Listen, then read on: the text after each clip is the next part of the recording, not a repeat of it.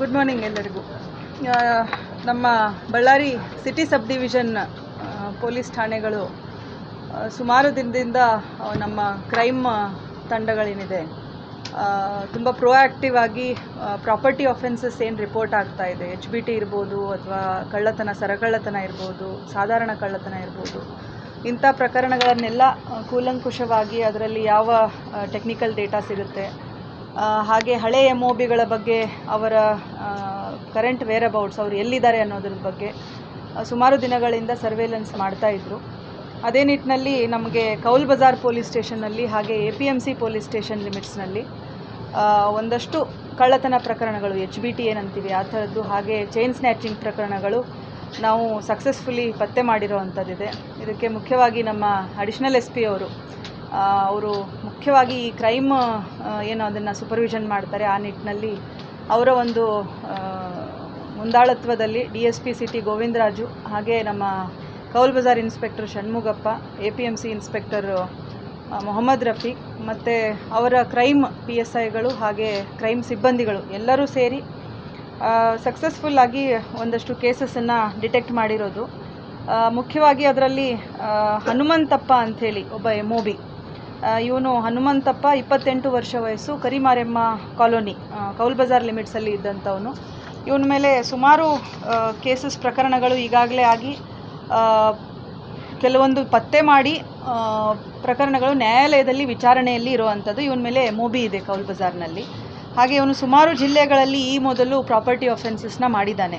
ಮುಖ್ಯವಾಗಿ ನಮ್ಮ ಜಿಲ್ಲೆಯನ್ನು ಹೊರತುಪಡಿಸಿ ದಾವಣಗೆರೆ, ಬೆಂಗಳೂರು, ಗದಗ, ಚಿತ್ರದುರ್ಗ, ವಿಜಯನಗರ, ತುಮಕೂರು, ಕೊಪ್ಪಳ, ಚಿತ್ತೂರು ಈ ಥರ ಸುಮಾರು ಜಿಲ್ಲೆಗಳಲ್ಲಿ ಅವನು ಪ್ರಾಪರ್ಟಿ ಆಫೆನ್ಸಸ್ನ ನಿರಂತರವಾಗಿ ಮಾಡ್ತಾ ಇದ್ದಾನೆ. ಅವನ ಮೋಡಸ್ ಏನಂತಂದರೆ ಅವನು ರಾಡ್ ಯೂಸ್ ಮಾಡಿಕೊಂಡು ಮನೆಯನ್ನು ಬ್ರೇಕ್ ಮಾಡುವಂಥದ್ದು. ಸೊ ನಮಗೆ ಒಂದಷ್ಟು ಕೇಸಸ್ಸಲ್ಲಿ ಆ ಪ್ರಕರಣಗಳ ಒಂದು ಚಿತ್ರಣ ನೋಡಿದಾಗ ಈ ವ್ಯಕ್ತಿ ಮಾಡಿರ್ಬೋದು ಅನ್ನೋವಂಥ ಒಂದು ನಿಟ್ಟಿನಲ್ಲಿ ಪರಿಶೀಲನೆ ಮಾಡಿದಾಗ ಇವನಿಗೆ ಒಂದೆರಡು ಕೇಸಲ್ಲಿ ನೋಟಿಸ್ ಕೊಟ್ಟಂಥದ್ದಿತ್ತು. 12/8ಕ್ಕೆ 16/8ಕ್ಕೆ ನೋಟಿಸ್ ಕೊಟ್ಟು ವಿಚಾರಣೆಗೆ ಕರೆದಿರೋ ಅಂಥದ್ದಿತ್ತು. ಬಟ್ ಇವನು ತಲೆಮರೆಸ್ಕೊಂಡು ಓಡಾಡ್ತಾ ಇದ್ದ.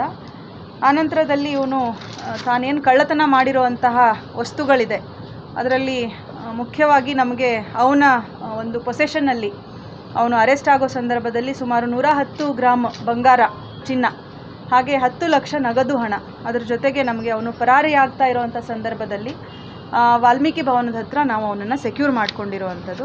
ಆನಂತರದಲ್ಲಿ ಅವನನ್ನು ವಿಚಾರಣೆ ಮಾಡಿದಾಗ ಈ 110 ಗ್ರಾಮ್ ಚಿನ್ನ ಏನಿದೆ ಇವನು ಕೌಲ್ ಬಜಾರ್ ಪೊಲೀಸ್ ಸ್ಟೇಷನ್ ಲಿಮಿಟ್ಸ್ನ 3 ಪ್ರಕರಣಗಳಲ್ಲಿ 69/26, 94/26 ಹಾಗೆ 107/26 ಈ 3 ಪ್ರಕರಣ, ಹಾಗೆ ಗದಗ ಜಿಲ್ಲೆಯ ಮುಂಡರ್ಗಿ ಪೊಲೀಸ್ ಸ್ಟೇಷನ್ನ 106/26 ಈ 4 ಪ್ರಕರಣಗಳಲ್ಲಿ ಇವನು ಕದ್ದಿರುವಂತಹ ಚಿನ್ನವನ್ನು, ಹಾಗೆ ಒಂದು ಪ್ರಕರಣ ಇದರಲ್ಲಿ ಯಾವುದು ನಾನು ಹೇಳಿದ್ದು 94/26 ಇದರಲ್ಲಿ ಕ್ಯಾಶ್ ಮಾತ್ರ ಹೋಗಿರೋವಂಥದ್ದಿತ್ತು, HBT ಆಗಿ ಮನೆಯಲ್ಲಿದ್ದಂತಹ ಹಣ ಮಾತ್ರ ಹೋಗಿರೋವಂಥದ್ದಿತ್ತು.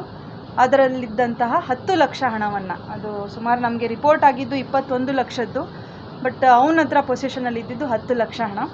ಇಷ್ಟನ್ನು ತಗೊಂಡು ಅವನು ಪರಾರಿ ಆಗ್ತಾ ಇದ್ದ. ಅವನನ್ನು ಸಕ್ಸಸ್ಫುಲ್ಲಾಗಿ ಅವನನ್ನು ನಾವು ಅರೆಸ್ಟ್ ಮಾಡಿರೋ ಅಂಥದ್ದು. ಆನಂತರದಲ್ಲಿ 3 ದಿನ ಅವನನ್ನು ಪೊಲೀಸ್ ಕಸ್ಟಡಿ ತಗೊಂಡು ವಿಚಾರಣೆ ಮಾಡಿದಾಗ ಈ ಎಲ್ಲ ಪ್ರಕರಣಗಳ ಮಾಹಿತಿಯನ್ನು ನೀಡಿ, ಆನಂತರ ಅವನು ಈ ಮೋಡಸಲ್ಲಿ ಏನಂದರೆ ಈ ಚಿನ್ನವನ್ನೆಲ್ಲ ತಗೊಂಡು ಬೇರೆ ಬೇರೆ ಜ್ಯುವೆಲರಿ ಶಾಪ್ಗಳಿಗೆ ಮಾರಾಟ ಮಾಡ್ತಾ ಇದ್ದ. ಅವನಿಗೆ ಕೆಲವು ಬ್ಯಾಡ್ ಹ್ಯಾಬಿಟ್ಸ್ ಇದ್ದು, ಅದಕ್ಕೋಸ್ಕರ ಅವನು ಅದನ್ನು ಬಳಸ್ತಾ ಇದ್ದಂಥದ್ದು, ಅರ್ಧ ರೇಟಿಗೆ ಎಲ್ಲ ಮಾರುವಂಥದ್ದು ಮಾಡ್ತಾ ಇದ್ದ. ಸೊ ಅವನು ತಿಳಿಸಿದ ಹಾಗೆ ಬೇರೆ ಬೇರೆ ಜ್ಯುವೆಲರಿ ಶಾಪ್ಗಳಿಂದ ನಮಗೆ ಇದು ರಿಕವರಿ ಆಗಿರೋವಂಥದ್ದು.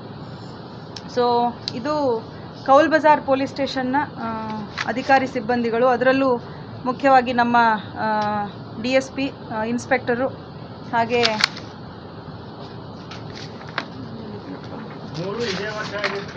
26 ಕೇಸಸ್ಸೇ ಇರೋದು.